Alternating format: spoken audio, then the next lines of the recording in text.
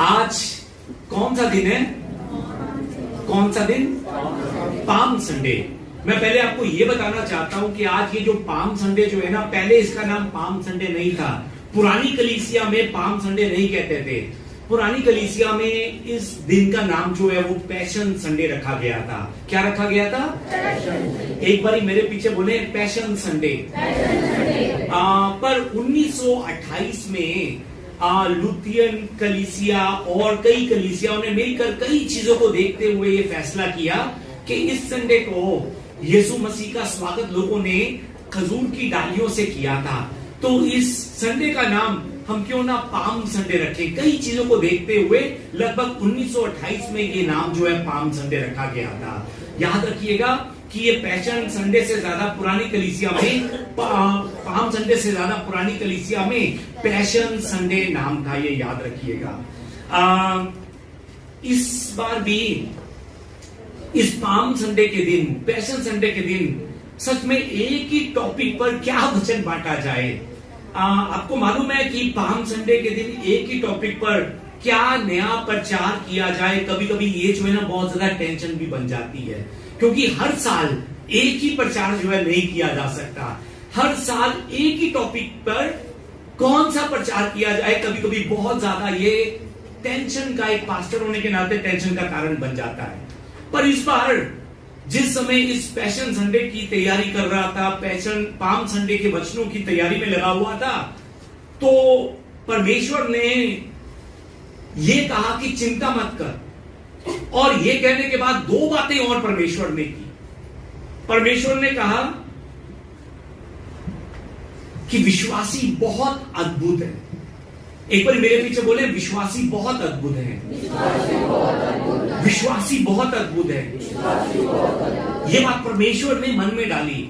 तो जब मैंने पूछा कि क्यों विश्वासी अद्भुत हैं, तो परमेश्वर ने मन में कहा क्योंकि वो बहुत जल्दी सब कुछ भूल जाते हैं। तो चिंता करने की जरूरत नहीं है। विश्वासी बहुत अद्भुत हैं, वो सब कुछ भूल जाते हैं। वो पिछले संडे के वचन भी भूल जाते हैं। तो पिछले एक साल पुराने संडे के वचन को लेकर बात कर रहा है। विश्वासी बहुत अद्भुत है, चिंता मत कर। और दूसरी बात परमेश्वर ने कही कि परमेश्वर के पास देने के लिए कुछ भी कमी नहीं है। आइए एक बारी कहें, मेरे परमेश्वर के पास देने में कुछ भी कमी नहीं है। सच में वो बहुत कुछ देने वाला परमेश्वर है। परमेश्वर जो है ना वो बहुत ही अच्छा परमेश्वर है। वो हमें भर कर दे सकता है। वो हमारी सोच से बढ़कर जो है ना वो हमें दे सकता है। पर वो तभी देते हैं जब हम ईमानदारी और तड़प के साथ उससे मांगे। वो सच में हमारी सोच और विचार से बहुत ज्यादा, लाखों करोड़ों अरबों खरबों गुना ज्यादा हमें देने वाले परमेश्वर हैं। और मुझे आज भी विश्वास है कि परमेश्वर ने जो कुछ इस पाम संडे की तैयारी करते हुए मुझे दिया है ना, आज परमेश्वर उससे 10 गुना नहीं, 20 गुना नहीं, 100 गुना नहीं, हजारों गुना ज्यादा आशीर्वाद वो आपको देंगे। वो आशीषें आपको देंगे। वो सच में आपको आज खाली जाने नहीं देंगे। आज वो आपको भरकर इस जगह से भेजेंगे। हालेलुया। आज के दिन यीशु मसीह ने अपने क्रूस के सफर को पूरा करने के लिए यरूशलेम में प्रवेश किया था। कहां पर प्रवेश किया था? और इसीलिए आज के इस दिन को पैशन संडे कहा जाता है। और इस पूरे हफ्ते को पैशन वीक कहा जाता है। आज का ये जो दिन है ना, ये पैशन वीक का पहला दिन है। याद रखिए, कौन सा दिन है? पहला। पैशन वीक का पहला दिन। और पहला हमेशा इंपॉर्टेंट होता है। पहला बहुत जरूरी होता है, क्योंकि अगर पहला नहीं होगा तो दूसरा नहीं हो सकता। आज प्रभु यीशु मसीह अपने क्रूस के सफर को पूरा करने के लिए यरूशलेम की ओर अपने कदम को बढ़ा रहे हैं। अब से आने वाले 6 दिन जो है ना वो बहुत ज्यादा इंपॉर्टेंट दिन है। मैं फिर से आपको बताना चाहता हूं कि पाप के अंधकार से भरे उस यरूशलेम में फिर से उजाला लेकर आने के लिए प्रभु यीशु मसीह जो है ना अपने उस क्रूस के सफर को पूरा करने के लिए आज पहले दिन यरूशलेम में प्रवेश कर रहे हैं। हालेलुया। जिस मकसद को प्रभु यीशु मसीह पूरा करने के लिए आए थे ना, उस मकसद का आज कौन सा दिन है?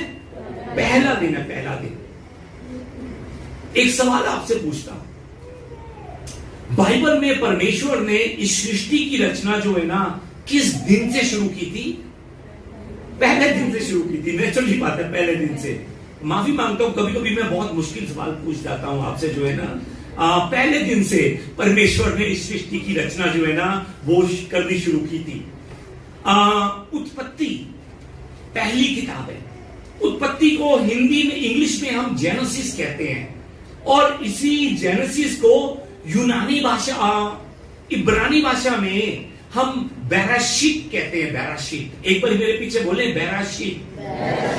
ये जो बेराशीत जो है इसका मतलब है शुरुआत में, शुरुआत में।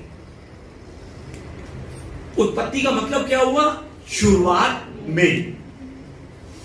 पहले दिन परमेश्वर क्या तैयार करता है मालूम है आपको?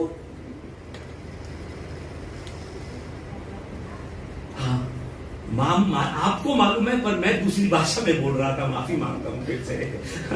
हाँ, हिंदी में बोलने की कोशिश करता हूं। पहले दिन परमेश्वर ने क्या तैयार किया था मालूम है किसी को? ओ धन्यवाद, हिंदी एक ही समझते हैं, हिंदी भाषा जो है। हाँ, उजाला। उजाला, आइए एक बार मेरे पीछे बोले, उजाला। पहले दिन परमेश्वर ने उजाला तैयार किया था, लाइट। परमेश्वर ने उजाले को अंधकार से अलग किया था। परमेश्वर ने देखा कि ये जो पृथ्वी है ना, ये बोडेल है, बेडोल है, बेडोल। उस बेडोल पृथ्वी पर परमेश्वर ने अपनी नजरें की और उस पृथ्वी को ब्लेस किया, ब्लेस। परमेश्वर ने पृथ्वी को पहले दिन ब्लेस करते हुए क्या दिया? क्या दिया? परमेश्वर ने पहले दिन पृथ्वी को आशीषित करते हुए क्या दिया? उजाला दिया, उजाला। उत्पत्ति 1 को जब हम देखते हैं ना तो 2 और 3 नंबर आयत में लिखा है, आइए एक बार मिलकर हम पढ़े। पृथ्वी बेडौल और सुनसान पड़ी थी और गहरे जल के ऊपर अंधियारा था, तथा परमेश्वर का आत्मा जल के ऊपर मंडराता था। तब परमेश्वर ने कहा उजाला हो, तो उजाला हो गया। आमीन। इस वचन को ध्यान से एक बार समझिएगा, ध्यान से। पृथ्वी पर क्या मंडरा रहा था? क्या मंडरा रहा था? आत्मा, परमेश्वर का आत्मा, पवित्र आत्मा पृथ्वी पर मंडरा रहा था। और किसने बोला? पिता परमेश्वर ने। फिर से ध्यान से समझिएगा, पृथ्वी पर क्या मंडरा रहा था? आत्मा, परमेश्वर का आत्मा। किसने बोला? पिता ने, परमेश्वर ने। नहीं समझे? एक बार फिर से। पृथ्वी बेडोल थी, उस बेडोल पृथ्वी पर क्या मंडरा रहा था? आत्मा। किसने बोला? परमेश्वर ने। तो कौन बचा? नहीं समझे अभी भी? किसने अभी जवाब दिया था? कौन बचा? फिर से एक बार, चिंता मत कीजिए, समझाकर भेजूंगा, समझाकर। पृथ्वी पर कौन मंडरा रहा था? किसने बोला? पिता परमेश्वर ने। पिता ने बोला, आत्मा मंडरा रहा था, पिता ने बोला। तो कौन रह गया? पुत्र यीशु। पिता वहां था, आत्मा वहां था। तो परमेश्वर ने कहा कि अब और क्या हो? उजाला। अब मेरा सवाल जो है ना वो ये है कि क्या उस समय परमेश्वर ने सूरज को बनाया था? नहीं। क्या परमेश्वर ने चांद या तारे को बनाया था? नहीं। तो उस बेडौल पृथ्वी पर परमेश्वर ने क्या घोषणा की? उजाला हो। समझे जो बात कर रहा हूं? परमेश्वर ने कहा उजाला हो, और वो उजाला कौन है? यूहन्ना 8 को जब हम देखते हैं ना तो उस समय प्रभु यीशु कहते हैं कि जगत की ज्योति मैं हूं, जगत का उजाला मैं हूं। जगत की ज्योति कौन है? प्रभु यीशु मसीह। परमेश्वर ने सबसे पहले इस बेडौल पृथ्वी को क्या दिया? प्रभु यीशु मसीह। समझ रहे हैं जो बात कर रहा हूं? परमेश्वर ने बेडौल पृथ्वी को क्या दिया? प्रभु यीशु मसीह। इस सृष्टि को सबसे पहले क्या मिला था? प्रभु यीशु मसीह। आज हमारे घर को आनंद से भरने के लिए, हमारे घर को फिर से आबाद होने के लिए हमें सबसे पहले किस चीज की जरूरत है? प्रभु यीशु मसीह। आज मुझे इस समय सबसे पहले क्या चाहिए? प्रभु यीशु मसीह। मेरे बच्चों को आज सबसे पहले क्या चाहिए? प्रभु यीशु मसीह। हमारी कलीसिया को सबसे पहले क्या चाहिए? प्रभु यीशु मसीह। प्रभु यीशु मसीह। आज सच में हम सबको सबसे पहले प्रभु यीशु मसीह चाहिए। प्रभु यीशु मसीह। सिर्फ उत्पत्ति एक नहीं, बल्कि पूरा जितना भी पुराना नियम है ना, पुराना नियम सारा का सारा प्रभु यीशु के आने की गवाही देता है। प्रभु यीशु की गवाही देता है। परमेश्वर ने पहले दिन ये नहीं कहा कि लेट मी मेक लाइट, कि मैं उजाले को बनाता हूं, ये नहीं कहा। परमेश्वर ने कहा है कि लेट देयर बी लाइट, उजाला हो, उजाला हो, उजाला हो। यहां पर आज जो है ना, आज मैं ये घोषणा करता हूं कि आपकी हर एक बेडौल अवस्था में आज जहां जहां पर प्रभु यीशु मसीह कदम रखेंगे, वो बेडौल अवस्था उजाले में बदल जाएगी। विश्वास है आपको? अगर विश्वास है तो आइए जोर से हम विश्वास के साथ, तालियों के साथ परमेश्वर को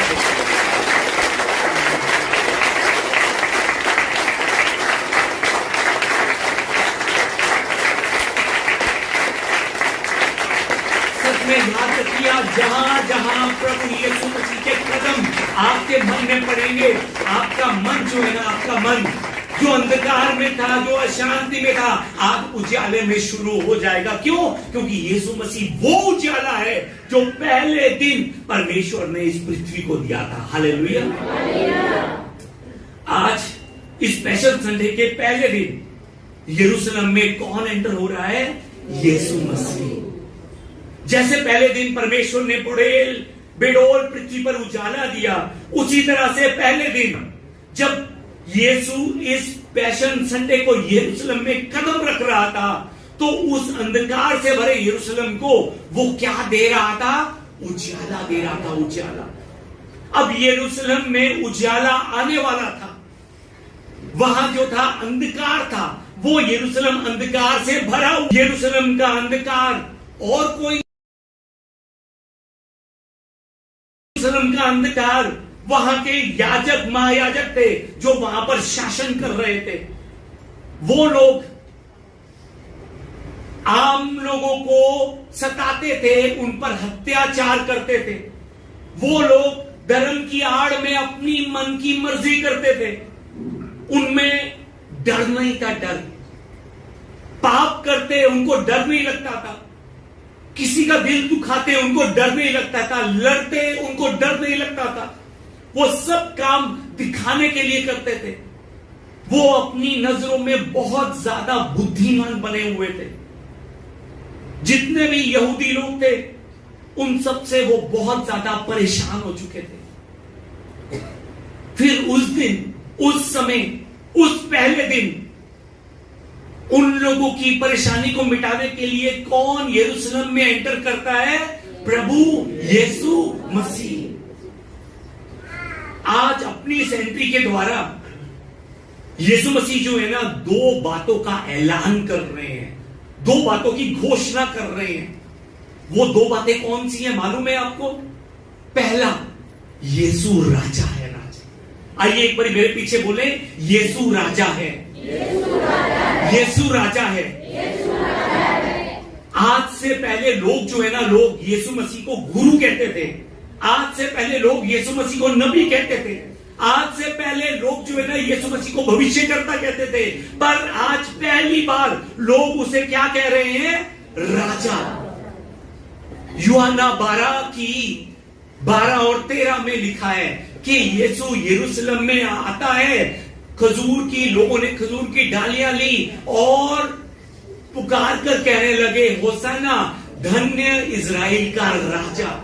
आज पहली बार इज़राइल के लोग यीशु मसीह को राजा कह रहे हैं, इज़राइल का राजा कह रहे हैं। आज से पहले कभी भी उन लोगों ने यीशु को राजा नहीं कहा। आज लोग यीशु को क्या कह रहे हैं? इज़राइल का राजा।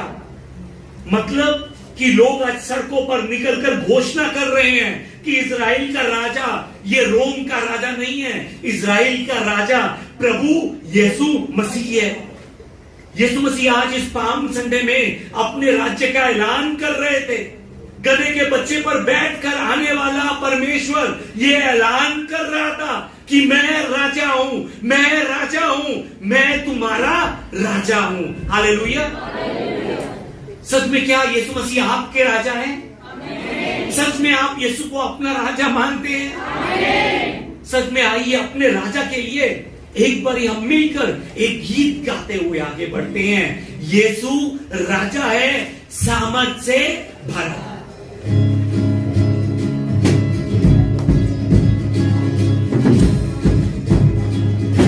आइए मिलकर राजा के लिए गाएं।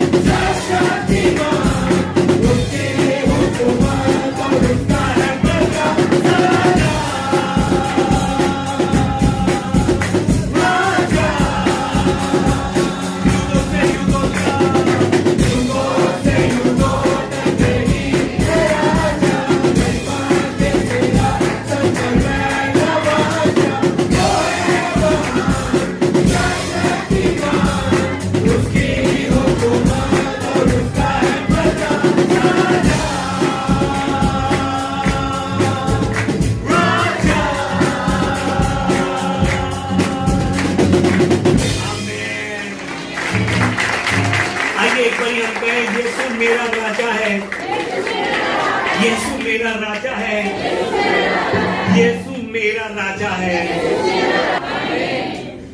ये यीशु मसीह आज जो है ना इस पाम संडे के दिन ऐलान कर रहे हैं कि वो राजा है। वो क्या है? हालेलुया। दूसरा ऐलान प्रभु यीशु मसीह क्या करते हैं? प्रभु यीशु मसीह दूसरा ऐलान करते हैं कि मत डर, मैं आ चुका हूं। प्रभु कहते हैं मत डर, मत घबरा, मैं आ चुका हूं। यूहन्ना 12:15 में लिखा है, हे सिय्योन की बेटी मत डर, देख तेरा राजा गधे के बच्चे पर चढ़ा हुआ चला आता है। आमीन।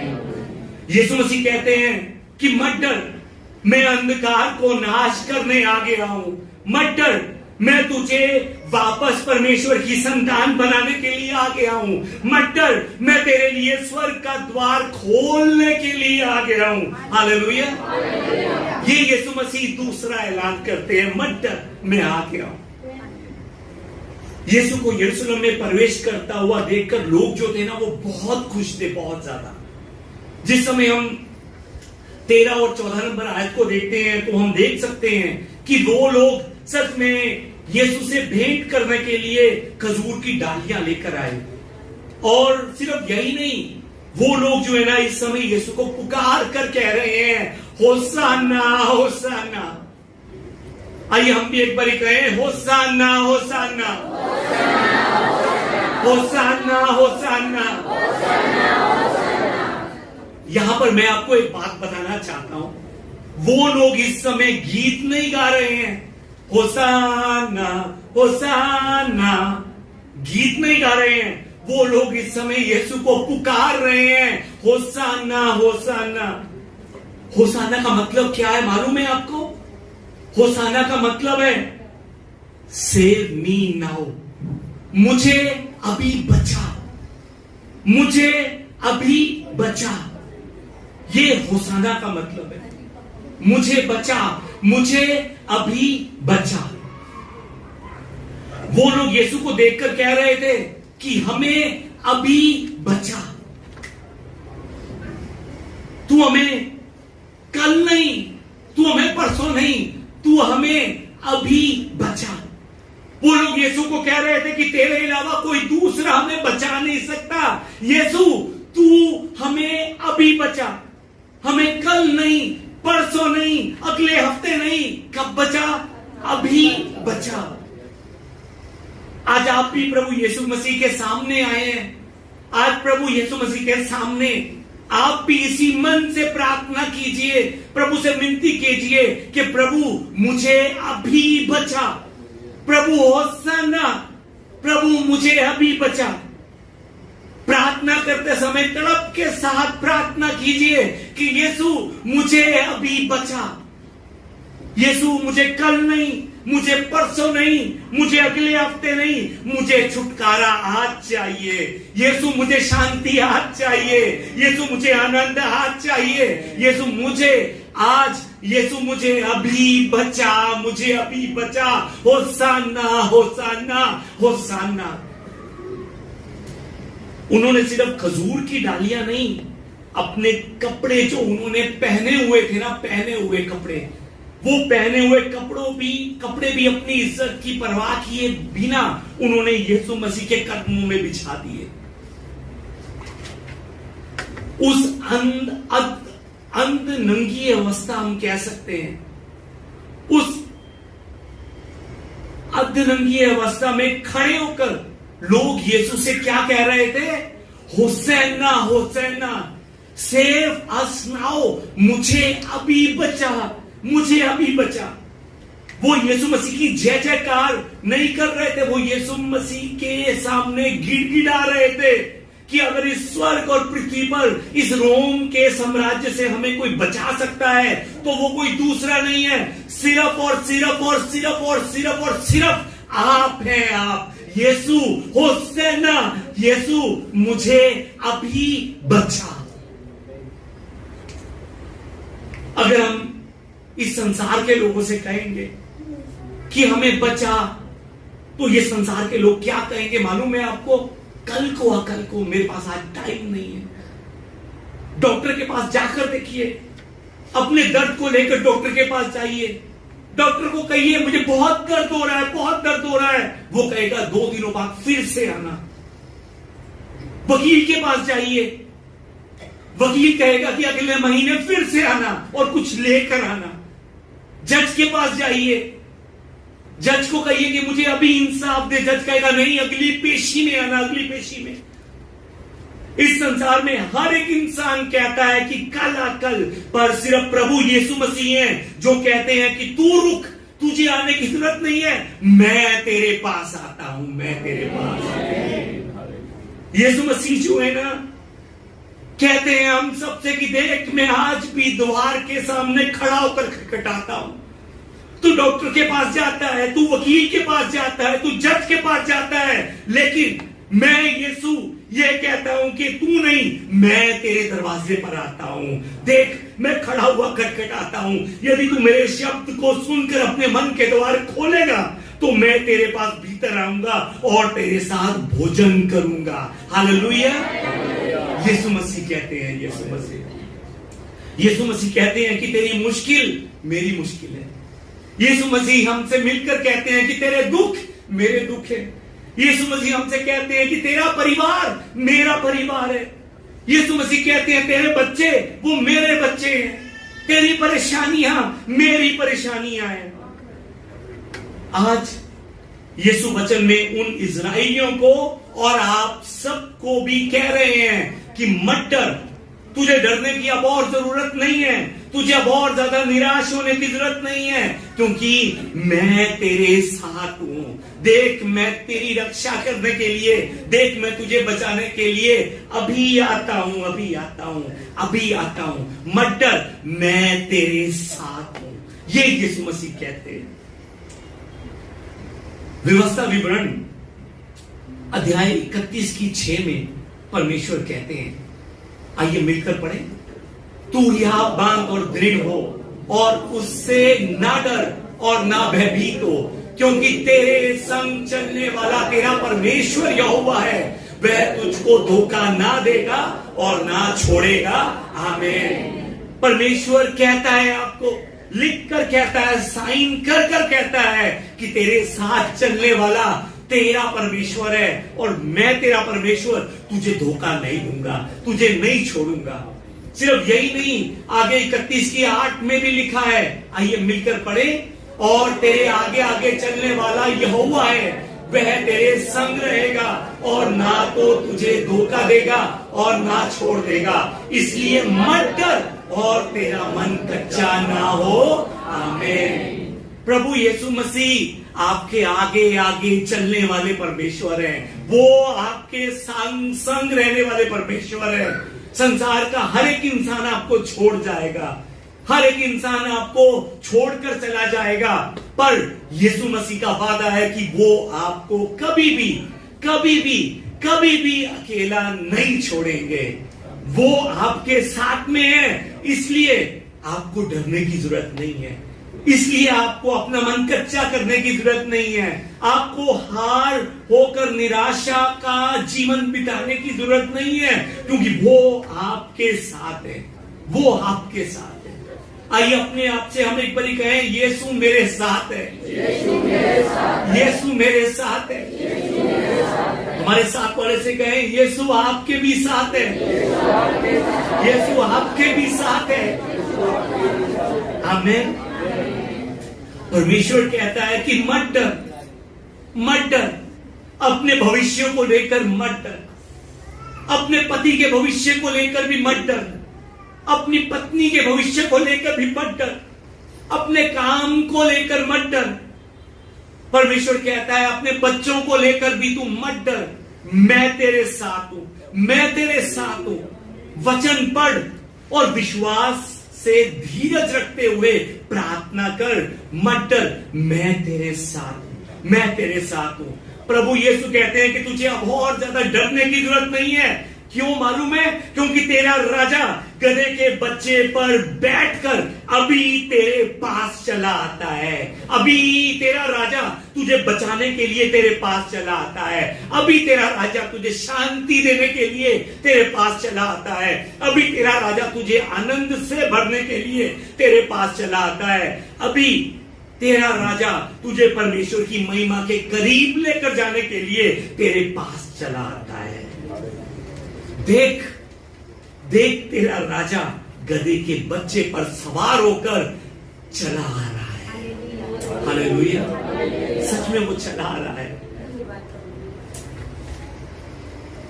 पर क्यों गधे के बच्चे पर? राजा जो है किस पर बैठकर आते हैं? घोड़े पर, टुकड़ुम टुकड़ुम टुकड़ुम करते हुए, हाथ में तलवार लिए हुए, अपनी तौर दिखाते हुए। पर यीशु मसीह क्यों राजा यीशु मसीह क्यों घोड़े पर नहीं? क्यों तलवार लिए नहीं? क्यों वो गधे पर, गधे के बच्चे पर क्यों चला आ रहा है? क्यों?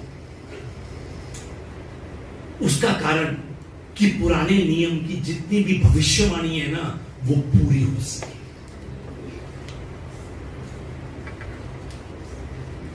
उत्पत्ति, इस बार जिस समय वचन की तैयारी कर रहा था, तो ये वचन अचानक से, सच में सोचकर नहीं, अचानक से ये वचन आंखों के सामने आया। मैंने किसी काम को लेकर कोई दूसरा वचन ढूंढने के लिए उत्पत्ति की पुस्तक खोली थी, और मुझे लग रहा था शायद 45, 46, 47, 48, 49, 50 इन चैप्टरों के अंदर वो वचन है। तो उस वचन को ढूंढने के लिए मैं वो वचन पढ़ रहा था। पढ़ते पढ़ते इस वचन पर नजर पड़ी। ये जो वचन है, ये यहूदा का आशीर्वाद है। किसका आशीर्वाद है? यहूदा का आशीर्वाद है। आइए एक बार हम धीरे धीरे कर इस वचन को हम एक साथ मिलकर पढ़े। 9 से 11 तक का वचन है। आइए शुरू करें। यहूदा सिंह का बच्चा है, हे मेरे पुत्र, तू अंधेर कर गुफा में गया है। वह सिंह का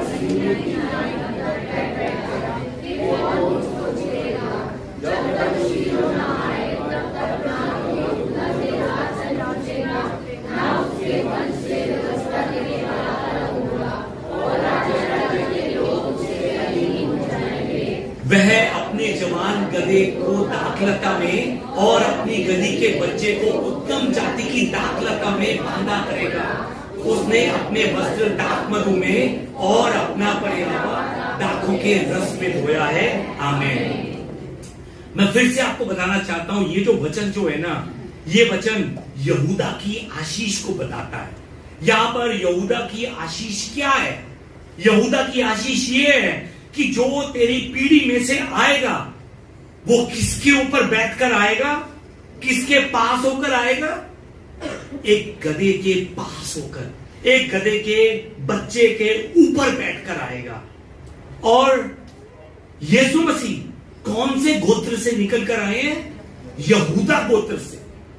जो बात कर रहा हूं समझ रहे हैं या फिर से बताऊं? ये आशीष किसकी है? यहूदा की। और यीशु मसीह किस गोत्र से हैं? यहूदा के। यीशु मसीह वो सिर्फ यहूदा का शेर ही नहीं था।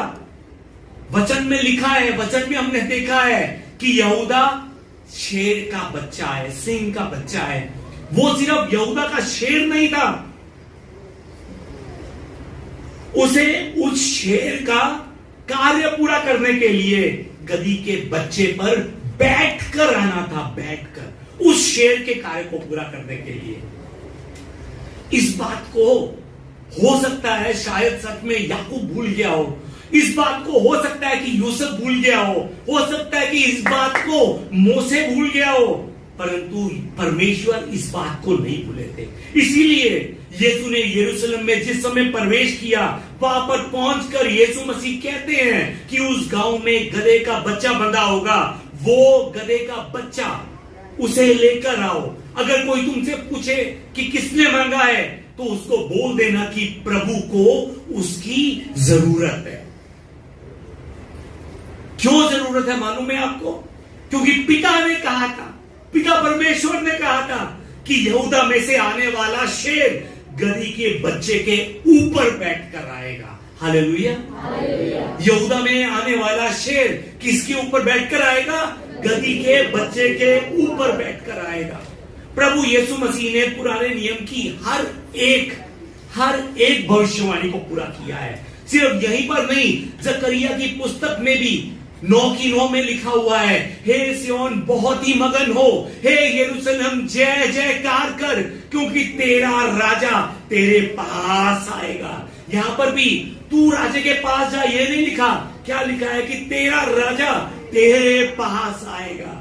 वह धर्मी और उद्धार पाया हुआ है, वह दीन है और गधे पर वरन गधी के बच्चे पर चढ़ा हुआ आएगा। आमीन। हमारा राजा जकरिया के द्वारा क्या बता रहा है कि वो किस पर चढ़ा हुआ आएगा? गधी के बच्चे पर चढ़ा हुआ आएगा। मैं आपको बताना चाहता हूं कि उस समय सच में जितने भी राजा थे ना, वो गधी के बच्चे पर नहीं, गधी पर नहीं, वो घोड़ों पर सवार होकर आते थे। अभी आपको ट्यून भी दी थी, तुरुक तुरुक तुरुक तुरुक, वो घोड़ों पर सवार कर होकर आते हैं। क्यों परमेश्वर ने यीशु मसीह को घोड़े पर नहीं, गधे पर सवार होकर आएगा, गधी के बच्चे पर सवार होकर आएगा, क्यों ये भविष्यवाणी की? क्यों? बहुत से लोग जो है ना सिर्फ एक आयत को पढ़ते हैं, ये एक आयत अधूरी है, ये भविष्यवाणी अधूरी है, 9 की भविष्यवाणी अधूरी है। इस भविष्यवाणी को पूरा करने के लिए आगे भी देखना है। 10 नंबर आयत में क्या लिखा है? 10 नंबर आयत में यह भविष्यवाणी पूरी होती है, पूरी। 9 में लिखा है कि वो गधी के बच्चे पर चढ़ा हुआ आएगा, पर क्यों गधी के बच्चे पर चढ़ा हुआ आएगा इसके बारे में भी लिखा है। 10 नंबर आयत में लिखा है कि मैं प्रेम के रथ को और यरूशलेम के घोड़े को क्या करूंगा? नाश कर दूंगा, नाश। यरूशलेम के घोड़ों को नाश कर देगा परमेश्वर। अब आप बताइए, घोड़ों को, सब घोड़ों को नाश कर देगा परमेश्वर। अब घोड़े जैसा मिलता जुलता जानवर कौन सा हो सकता है? घोड़ा जो है वो युद्ध के लिए इस्तेमाल किया जाता है, लड़ने के लिए इस्तेमाल किया जाता है। परमेश्वर ने घोड़ों को नाश कर देना है, नाश। अब घोड़े जैसा जानवर जो घोड़े की तरह हो पर घोड़े की तरह ना हो, घोड़े की तरह दिखता हो पर घोड़े की तरह काम ना करता हो, वो जानवर कौन सा हो सकता है? कौन सा? गधा, जो घोड़े जैसा दिखता है पर घोड़ा नहीं है। घोड़ा जो है ना वो लड़ाई की निशानी है, जंग की निशानी है, परंतु गधा इजराइल में शांति का प्रतीक है। जो बात कर रहा हूं समझ रहे हैं? इसलिए परमेश्वर ने कहा कि मैं घोड़ों को नाश कर दूंगा और गधे पर, गधे के बच्चे पर सवार होकर आऊंगा। हालेलुया।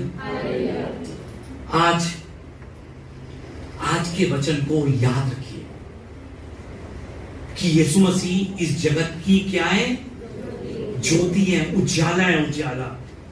यीशु जो जगत की ज्योति है, आज इस पाम संडे को सिर्फ यरूशलेम में नहीं बल्कि पूरे जगत के अंधकार को मिटाने के लिए वो आज यरूशलेम में प्रवेश कर रहा है, पूरे संसार के अंधकार को मिटाने के लिए। याद रखिएगा इस बात को। और उस संसार में हम भी रहते हैं, आप भी रहते हैं, मैं भी रहता हूं। ये पहली बात याद रखिएगा। और दूसरी बात, लोग प्रभु यीशु मसीह के स्वागत में क्या कहकर पुकार रहे थे? होसैना, होसैना, सेव अस नाउ, मुझे अभी बचा। ये प्रार्थना कर रहे थे लोग, हमें रोम की गुलामी से अभी बचाइए, ये विनती कर रहे थे लोग। हमने भी इस पाप,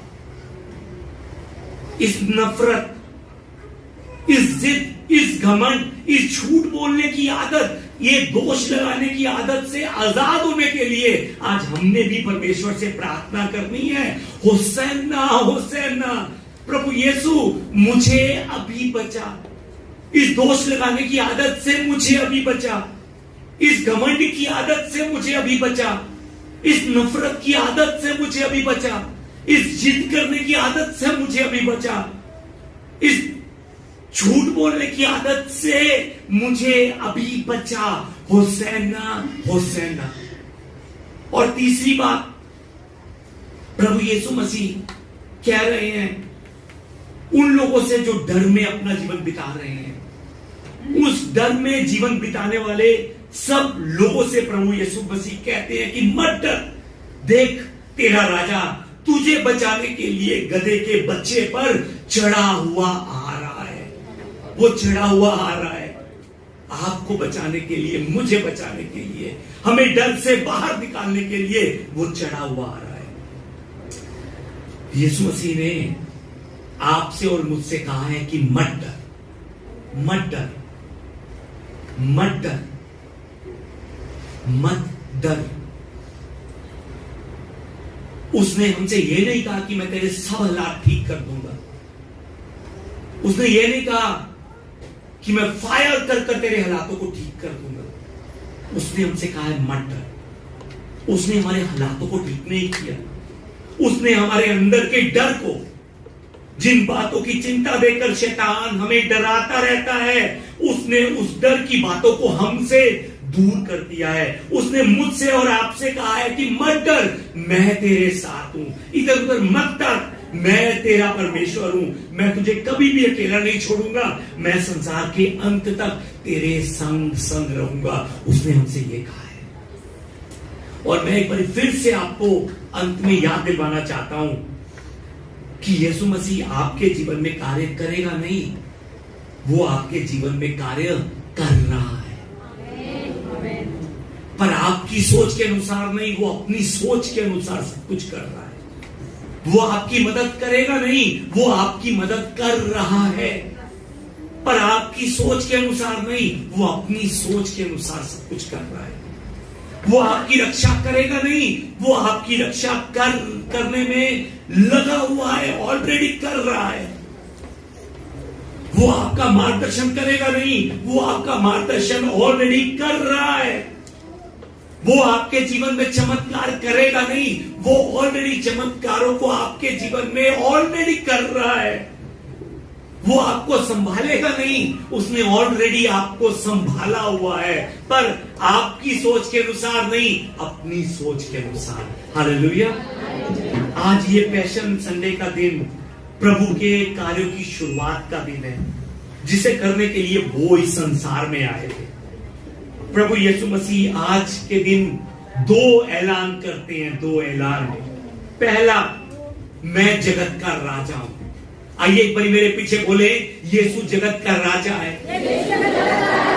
और दूसरा ऐलान प्रभु कहते हैं, मत डर, मत डर, तेरा राजा गधे के बच्चे पर सवार होकर चला आ रहा है, तुझे जीवन देने के लिए चला आ रहा है, तेरा राजा तुझे बचाने के लिए चला आ रहा है, तेरा राजा तुझे शांति, आनंद, आशीषों से भरने के लिए चला आ रहा है, अपना अनुग्रह तुझ पर भरने के लिए चला आ रहा है, तुझे बरकतों में आगे रखने के लिए वो चला आ रहा है। इसलिए मत डर, मत डर, मत डर। सच में आज इस गीत के द्वारा भी परमेश्वर की आवाज को सुनने की कोशिश कीजिए।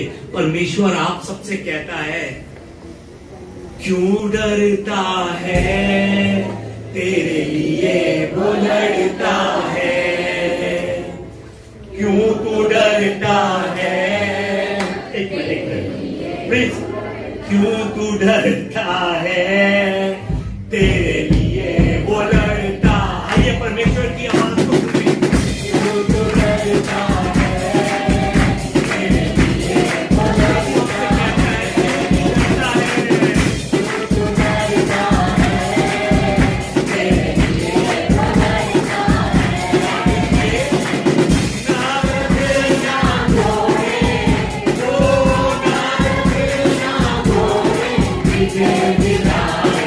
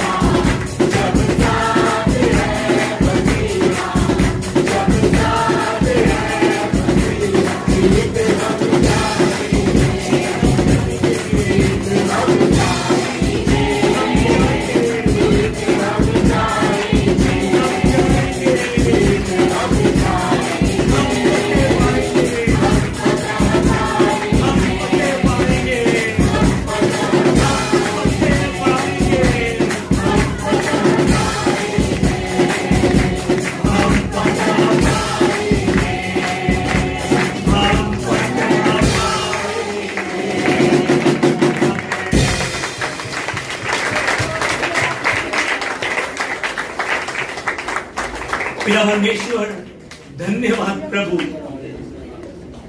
आज के दिन प्रभु जी आप हमारे जीवन के अंधकार को मिटाने के लिए यरूशलेम में प्रवेश कर रहे थे प्रभु। धन्यवाद, आप उजाला थे, उजाला है और उजाला रहेंगे प्रभु। पिता परमेश्वर आप हमारे राजा हैं प्रभु। पिता परमेश्वर हमें आशीर्वाद दीजिए कि आगे से अपने मन के दुखों को हम पिता परमेश्वर आपके सामने आकर रख सके। हमारे राजा के सामने हम भी अपने कपड़ों को बिछा सके। उस समय लोगों ने पाम के पत्तों को हिलाया था, खजूर के पत्तों को हिलाया था। प्रभु जी हम अपनी आत्मा हिलाकर आपके सामने आ सके प्रभु। पिता परमेश्वर यीशु होसाना होसाना, मुझे अभी बचा प्रभु, मेरे जीवन की मुश्किलों से मुझे अभी बचा, मेरे दर्द से मुझे अभी बचा, मेरी परेशानियों से मुझे अभी बचा, मेरी चिंताओं से मुझे अभी बचा, जीवन की हर एक रुकावटों से मुझे अभी बचा। और प्रभु जिस समय सच में हम ये ईमानदारी से तड़प के साथ प्रार्थना करते आगे बढ़ते हैं, तब प्रभु एक और आवाज आपकी हमारे कान में पड़ती है कि मत डर, तेरा राजा गधी के बच्चे पर चढ़ा हुआ तेरे साथ आता है, तेरे पास आता है। मत डर, चिंता मत कर, मैं तेरे साथ हूं, मैं तेरे साथ रहूंगा, मैं शुरू से लेकर अंत तक तेरे साथ रहूंगा। पिता परमेश्वर धन्यवाद मुझ कमजोर को कहने के लिए कि मत डर।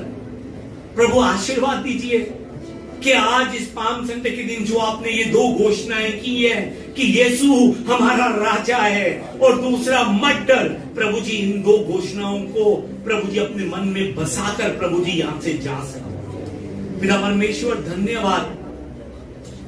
और प्रभु आज इस पहले दिन जो आपने मुझे बचाने के लिए, मेरे जीवन से अंधकार को हटाने के लिए जो आपने प्रवेश किया था यरूशलेम में, प्रभु जी आज से मैं भी प्रभु जी आपका धन्यवाद करता हुआ और आपके साथ आगे बढ़ूंगा। प्रभु आशीर्वाद दीजिए कि मैं और प्रार्थनाओं में आपके साथ समय बिता सकूं। मैं प्रार्थनाओं को भार समझकर नहीं बल्कि आपके साथ बातचीत करने का समय समझकर आपके साथ बैठ सकूं। पिता परमेश्वर बहुत बातें करना चाहते हैं प्रभु आपसे। प्रभु आशीर्वाद दीजिए कि अपने मन की हर एक बात को खोलकर आपके सामने रख सके। पिता परमेश्वर धन्यवाद, धन्यवाद प्रभु जी, धन्यवाद। ये सब प्रार्थना मैं हमारे जीवित प्रभु यीशु मसीह के नाम से करता हूं, आमीन। आइए हमारे प्रभु, हमारे राजा यीशु मसीह के द्वारा सिखाई गई प्रार्थना कर आज की सभा को समाप्त करें। आइए मिलकर प्रार्थना करें। हे हमारे पिता, आप जो स्वर्ग में हैं, आपका नाम पवित्र माना जाए, आपका राज्य आए, आपकी इच्छा जैसे स्वर्ग में पूरी होती है वैसे पृथ्वी पर भी हो। हमारे दिन भर की रोटी आज हमें दीजिए और जिस प्रकार हमने अपने अपराधियों को क्षमा किया है वैसे ही आप भी हमारे अपराधों को क्षमा कीजिए। आप हमें परीक्षा में मत डालिए परंतु बुराई से हमें बचा लीजिए, क्योंकि राज्य और पराक्रम और महिमा सदा आपके ही है, आमीन। हमारे परमेश्वर का प्रेम, प्रभु यीशु मसीह का अनुग्रह और पवित्र आत्मा की सहभागिता आज भी परमेश्वर को अपना राजा कहते हुए परमेश्वर की आवाज मत डर सुनने वाले परमेश्वर के हर एक प्यारे के जीवन में परमेश्वर की शांति और परमेश्वर का अनुग्रह अब से लेकर सदा तक बना रहे, आमीन। गफारा मेरा प्रभु